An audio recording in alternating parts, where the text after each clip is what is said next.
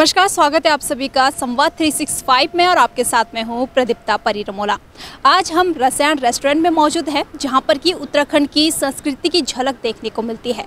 यहाँ पर पहुँचने का एक खास कारण है और उसका कारण है कि उत्तराखंड की बेटी जिसने आज सिर्फ देश में ही नहीं बल्कि विदेश में भी प्रदेश का नाम रोशन किया है, उनसे आज हम यहाँ पर खास बातचीत करने वाले हैं। तो चलिए आपको मिलाते हैं दिव्या नेगी से।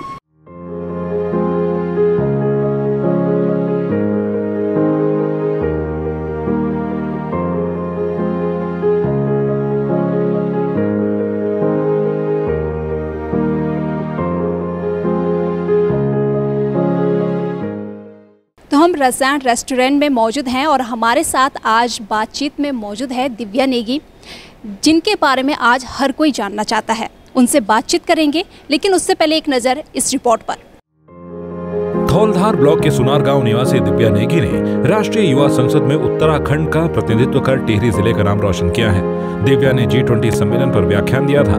दिव्या का 7 फरवरी को ऑनलाइन प्रतियोगिता के माध्यम से युवा संसद के लिए चयन हुआ था। टिहरी जिले के जोड़ापट्टी के सुनार गांव निवासी दिव्या नेगी ने 1 मार्च को दिल्ली संसद भवन में आयोजित राष्ट्रीय युवा संसद में पहाड़ी वेशभूषा में 3 मिनट का शानदार व्याख्यान G20 सम्मेलन की अध्यक्षता कर रहे भारत की भूमिका पर दिया था। उन्होंने एक पृथ्वी, एक परिवार और एक भविष्य पर बेहतर तरीके से प्रस्तुतिकरण दिया। दुनिया हमको पहचानेगी एक दिन, ये है विश्वास हमें। अभी तो बस शुरुआत है कि लिखना है इतिहास हमें। अपनी तकदीर बदलने की ली हमने जिम्मेदारी है। कदम बढ़ाते चले आज हम, बस अब तो जीत हमारी है, अब तो जीत हमारी है। धन्यवाद। जय हिंद, जय उत्तराखंड। युवा संसद के लिए नेहरू युवा केंद्र ने 3 चरणों में ऑनलाइन प्रतियोगिता कराई थी, जिसमें पहले ब्लॉक, इसके बाद जिला और फिर प्रदेश स्तर पर प्रतियोगिता हुई थी। दिव्या ने ब्लॉक से लेकर प्रदेश स्तर पर पहला स्थान हासिल किया था, जिसके बाद दिव्या का चयन राष्ट्रीय स्तर के लिए हुआ। दिव्या ने राष्ट्रीय स्तर पर देवभूमि उत्तराखंड का प्रतिनिधित्व कर टिहरी जिले का नाम रोशन किया है। दिव्या की कक्षा 8 तक की पढ़ाई Green Hill public school Kandikhal Tehri में हुई। इसके बाद स्नातक तक की शिक्षा श्री गुरु रामराय देहरादून से हुई। दिव्या के पिता जगत सिंह नेगी SBI से सेवानिवृत्त हैं और माता सुशीला देवी गृहिणी है। वो अपने मूल गांव सुनार गांव में रहते हैं। दिव्या, बहुत बहुत स्वागत है संवाद 365 में। थैंक यू सो मच मुझे यहाँ पर इनवाइट करने के लिए and for having me here. Thank you. Divya, मैं सबसे पहले तो यही जानना चाहूँगी मैं ही कि आज हर कोई जानना चाहता है दिव्या नेगी के बारे में। तो आपकी शिक्षा कहाँ से हुई और कैसे यहाँ तक की जर्नी आपकी अभी तक रही है?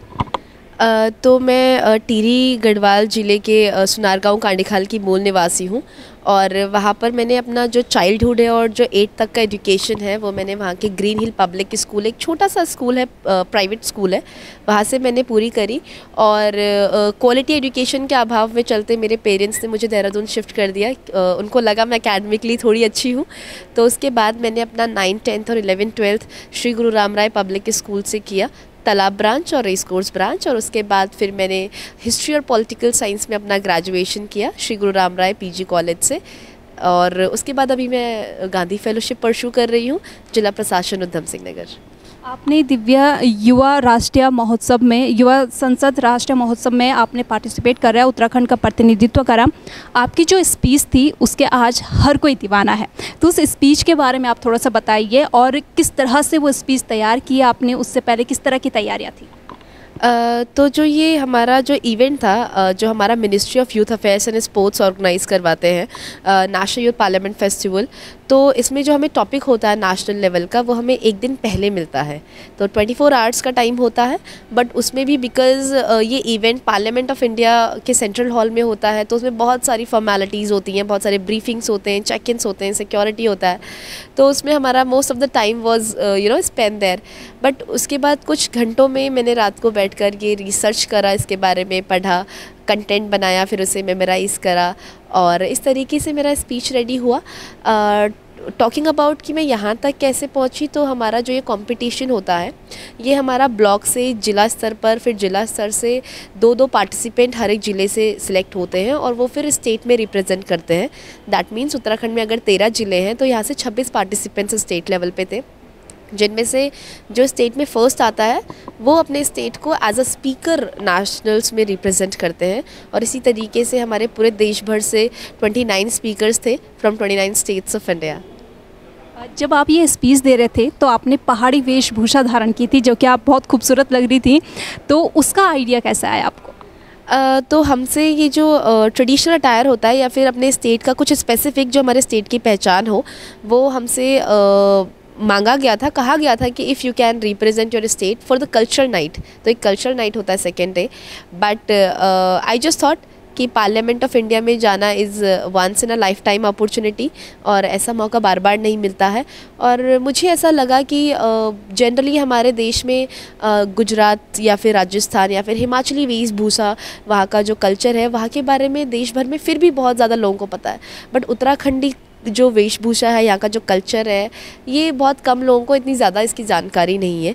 तो मुझे लगा कि ये मेरे पास बहुत एक अपॉर्चुनिटी है, मेरे को एक ब्लेसिंग मिली है, तो definitely I should be wearing that there. Divya, आपने राष्ट्रीय युवा संसद महोत्सव में पार्टिसिपेट किया था, लेकिन बीच में कुछ मिसअंडरस्टैंडिंग हो गई थी। मैं चाहती हूँ कि आप वो क्लियर कर लिए। तो जैसा मैं पहले भी कह रही थी कि हमें जो टॉपिक्स दिए जाते हैं वो 24 घंटे पहले दिए जाते हैं। तो उनमें से एक topic India's G20 presidency, one earth one family one future था, जिस पर मैंने अपना भाषण दिया। और क्योंकि वो टॉपिक ये था और आजकल हमारे देश को ये एक अपॉर्चुनिटी मिला है G20 को लीड करने का, उसकी वजह से एक मिसअंडरस्टैंडिंग क्रिएट हो रही है कि वो एक G20 समिट था, जबकि that was not a G20 summit, that was the national youth parliament festival in which my topic was India's G20 presidency. आप टिहरी से पढ़ी हैं और मैं भी टिहरी से हूँ, लेकिन जो आज हम पहाड़ों की शिक्षा की बात करें तो इतने अच्छे स्कूल नहीं रहते हैं और शिक्षक इतने अच्छे नहीं मिल पाते हैं बच्चों के लिए। इस पर आप क्या कहेंगे? तो ये तो मेरा पर्सनल एक्सपीरियंस है विच आई हैव फेस्ड कि due to lack of quality education मेरे पेरेंट्स को मुझे Dehradun capital city of Uttarakhand में शिफ्ट करना पड़ा, क्योंकि वहाँ पर एक क्वालिटी एजुकेशन का अभाव था। और मुझे ऐसे लगता है कि मैं आई एम ब्लेस्ड कि मेरी फैमिली के पास वो रिसोर्सेज थे, हमारे पास वो चीज़ें थी जिसकी वजह से मैं यहाँ पर देहरादून में आ पाई, पढ़ पाई, मुझे एक्सपोजर मिला। बट मुझे अभी भी लगता है कि हमारे जो स्टेट का जो स्थिति है, चाहे वो हमारा एजुकेशन हो, चाहे वो हमारा हेल्थ केयर हो, वो इस प्रकार का है कि हमारी जो गवर्नमेंट है या फिर जो हमारे रिप्रेजेंटेटिव्स हैं, पब्लिक रिप्रेजेंटेटिव्स, वो वहाँ पर इन चीज़ों की इनएक्सेसिबिलिटी और जो वहाँ पर जो क्वालिटी का लैक है उस पर अच्छे तरीके से फोकस नहीं कर पा रहे हैं। एंड आई रियली बिलीव कि ऐसे बहुत सारे बच्चे होंगे, ऐसी बहुत सारी फैमिलीज़ होंगी जो अपने बच्चों को किसी अच्छे स्कूल में भेजना अफोर्ड नहीं कर पाते और वो पहाड़ों में रहते हैं। और आई फील कि जो टैलेंट है, जो यंग माइंड्स का टैलेंट है, वो वहाँ पर सफ़र करता है। अभी आप होली पर भी अपने घर गई थी टिहरी में, तो आपने एक अच्छा मैसेज भी पहाड़ी भाषा में दिया था, जो कि काफ़ी लोगों ने पसंद किया है। तो आपको कुछ बदलाव नज़र आया? पहले जब आप स्कूल में पढ़ती थी, आप अब गांव में गई हैं, तो कुछ बदलाव देखने को मिला है आपको स्कूलों में? ऑनेस्टली टेलिंग, मैं जिस टाइम पे पढ़ती थी तो आई थिंक उस टाइम पे मैं उस स्कूल का फर्स्ट बैच थी और वहाँ पर बहुत फोकस था एजुकेशन पे, पेरेंट्स अवेयर थे। अभी मैं जो ये देख रही हूँ कि लोगों में शिक्षा के प्रति जागरूकता आई है और उसकी वजह से जो लोग हैं वो पहाड़ों से शहरों की तरफ ज़्यादा आ रहे हैं। तो आज की डेट में अगर मैं देखूँ तो मेरे खुद के गाँव में शायद कुछ हमारे जो बुजुर्ग लोग होंगे वो वहाँ पर हैं, या फिर ऐसे लोग होंगे जो कुछ रिसोर्सेज की कमी की वजह से अफोर्ड नहीं कर पा रहे, वही गांव में होंगे। बट मैक्सिमम लोग यहाँ पर सिटी में आके माइग्रेट हो चुके हैं क्वालिटी एजुकेशन के चलते, कि उनके बच्चों को अच्छी शिक्षा मिले और अच्छी शिक्षा के चलते अपनी ज़िंदगी में कुछ। जी दिव्या, आपने काफ़ी अच्छा भाषण दिया था। हम जानना चाहेंगे आपका ड्रीम क्या है? ऑनेस्टली टेलिंग, मेरा ड्रीम मैंने कभी इतना डिटेल में सोचा नहीं। I had been a person, मैं जैक ऑफ ऑल ट्रेड्स रही हूँ कि सब कुछ कर लेती हूँ थोड़ा बहुत। बट मेरा फोकस एरिया यही है कि मैं अपनी किसी ना किसी तरीके से पब्लिक पॉलिसी या गवर्नेंस या डेवलपमेंट सेक्टर के थ्रू अपने राज्य के लिए, अपने स्टेट के लिए कंट्रीब्यूट कर पाऊँ और उसी में अपना करियर ग्रो करूँ। दिव्या, बातचीत तो होती रहेगी, लेकिन हम रसायन रेस्टोरेंट में मौजूद हैं और यहाँ पर पहाड़ी पकवानों का स्वाद भी आप ले सकती हैं। तो सूप ऑर्डर किया है हमने, ये गहत का सूप है। तो चलिए इसी के साथ आगे की बातचीत जारी रखते हैं। आप टेस्ट कीजिए, स्वाद बताइए। गात हमारी एक पहाड़ी दाल है और मुझे गात का हमारे गथौड़ बनती है, हमारे गात का फाड़ो, वो गात को भिगो के फाड़ो भी बनता है, तो मुझे वो बहुत पसंद है। And thank you so much रसियान को भी और संवाद 365 को भी कि आज हम यहाँ पर हैं। दिव्या, सूप का आनंद लेते हुए आगे की बातचीत भी जारी रखते हैं।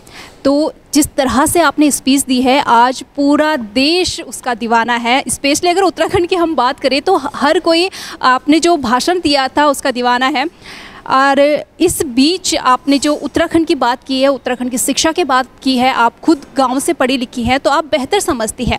इन फ्यूचर अगर आपको पॉलिटिक्स में आने का मौका मिलता है तो क्या आप आएंगी? ऑनेस्टली टेलिंग, मैं अभी इस पर ऐसा कोई कमेंट मैं नहीं कर सकती, क्योंकि अभी तक मेरा जो करियर ट्रैजेक्टरी रहा है वो ऐसा रहा है कि मैंने ह्यूमैनिटीज़ से अपना एजुकेशन करा, अपना ग्रेजुएशन किया और उसके बाद मैं डेवलपमेंट सेक्टर में सरकार का हिस्सा ना होकर सरकार के साथ काम कर रही हूँ। But I wish let's see how life unfolds और ज़िंदगी किस मोड़ पर लेके चलती है। तो दिव्य, बातचीत तो होती रहेगी और हमारे सामने पहाड़ी थाली भी आ गई है, जिसमें कि आप देख सकते हैं कि भटकी दाल जो होती है काफ़ी फेमस होती है पहाड़ में, वो है। और साथ ही यहाँ पर कंडाली का जो साग होता है वो भी है, मुझे बहुत पसंद है। झंगोरा भी यहाँ पे मौजूद है और साथ ही यहाँ पर खीर है और भांग की चटनी भी है और मंडुआ जो कि मेरा बहुत फेवरेट है, उसकी रोटियां भी यहाँ पे हैं। तो आप स्वाद लीजिए पहाड़ी थाली का और बताइए फिर कैसे लगा आपको। मतलब पहाड़ी खाना तो वैसे भी मुझे बहुत पसंद है, क्योंकि मैं भी बता रही थी कि फाड़ू मेरी फेवरेट डिश है और भटकी चुड़कानी मैंने कुमाऊँ में ही खाई थी, तो वो मुझे बहुत पसंद है। So thank you so much, मुझे ये सब खाने का मज़ा लेने का वो मौका दिया आपने। एंड और मुझे ऐसे लगता है कि उत्तराखंडी जो फूड है, आई थिंक जो रसियान का है, आपका बहुत अच्छा इनिशिएटिव है कि हम उत्तराखंडी फूड को शोकेस कर रहे हैं कि हमारे पास क्या है और इतना रिच फूड और इतना रिच टेस्ट और न्यूट्रिशनल वैल्यू होती है। बिल्कुल, मतलब खाने में तो आपने अपनी पसंद बता दी, ओबियसली आप पहाड़ के हो तो पहाड़ी खाना आपको ज़्यादा पसंद है। इसी बीच हम आपकी हॉबीज़ भी जानना चाहेंगे, क्या हॉबीज़ है? मैं जैसे अभी कह रही थी कि मैं जैक ऑफ ऑल ट्रेड्स हूँ। मुझे बहुत ज़्यादा शौक़ है फोक डांस, फोक सॉन्ग्स का, और इन जनरल मुझे डांस का शौक़ है। कभी कभी मैं कुछ पोएम्स लिख लेती हूँ, अभी तक गढ़वाली और हिंदी में ट्राई नहीं किया है, इंग्लिश में लिखती हूँ। और बस यही सब, पब्लिक स्पीकिंग मेरा रहा है स्कूल से। बिल्कुल, अब आप उत्तराखंड से हैं और बेसिकली आपने पहाड़ में आप रही हैं, पहाड़ में जो स्ट्रगल होता है वो आप भली भांति जानती हैं। आप अब क्या चाहती हैं, आप कुछ संदेश देना चाहेंगे कि उत्तराखंड में ये कमी है, ये कमियां जो है वो दूर होनी चाहिए ताकि उत्तराखंड का जो विकास है वो लगातार होता रहे? तो मेरा यही रिक्वेस्ट और मेरा यही अपील रहेगा द गवर्नमेंट ऑफ उत्तराखंड और हमारे जितने भी रिप्रेजेंटेटिव्स हैं, पब्लिक रिप्रेजेंटेटिव्स, कि जो हमारे पहाड़ों में सबसे बड़ी कमी है या फिर जो दुविधा है वो ये है कि हमारे पहाड़ों में इनएक्सेसिबिलिटी है, जो बेसिक नेसेसिटीज़ है एक ह्यूमन लाइफ की, चाहे वो क्वालिटी एजुकेशन हो, चाहे वो क्वालिटी हेल्थ केयर हो। और आज की डेट में हम ग्लोबल लेवल पे सस्टेनेबल डेवलपमेंट गोल्स की बात करते हैं, हम नेशनल लेवल पे बहुत सारी रिपोर्ट्स के अंदर कुछ टारगेट्स को अचीव करने का ट्राई कर रहे हैं। तो मेरा बस यही रिक्वेस्ट रहेगा कि जो इनएक्सेसिबिलिटी है, कम से कम चीज़ों को लोगों को एक्सेस करवा पाएँ, कि लोगों की उन तक पहुँच हो। हमारा स्कूल ऐसा ना हो जो 8-10 किलोमीटर दूर हो अभी भी बच्चे के लिए, हमारे ऐसे गाँव ना हो जहाँ पर सड़कें नहीं हैं, हमारे ऐसे गाँव ना हो जहाँ पर इलेक्ट्रिसिटी अभी भी नहीं है। तो मेरा बस इतना ही रिक्वेस्ट रहेगा कि इन चीज़ों पर फोकस किया जाए और जो उत्तराखंड के लोग हैं, जो हमारी जनता है या फिर हमारे जो यूथ है, इनसे बस मेरी इतनी ही रिक्वेस्ट रहेगी और इतना ही मैसेज रहेगा कि अपने कल्चर, अपनी संस्कृति को प्रैक्टिस कीजिए, प्राउड फील करिए कि हम उत्तराखंड से हैं, हम भारतीय हैं, और इसको शोकेस करने में बिल्कुल भी झिझकिए मत, हेसिटेट मत कीजिए। तो हमारे साथ आज खास बातचीत में मौजूद थी दिव्या नेगी, जिनका एक संदेश भी उन्होंने दिया है कि उत्तराखंड में जो कमियां हैं, अगर गवर्नमेंट उसकी तरफ ध्यान देती है तो उत्तराखंड का विकास जो है वो लगातार होता रहेगा और इसी तरह से उत्तराखंड का जो यूथ है वो न केवल देश में बल्कि विदेश में भी नाम रोशन करता रहेगा। बने रहिए संवाद 365 के साथ। नमस्कार।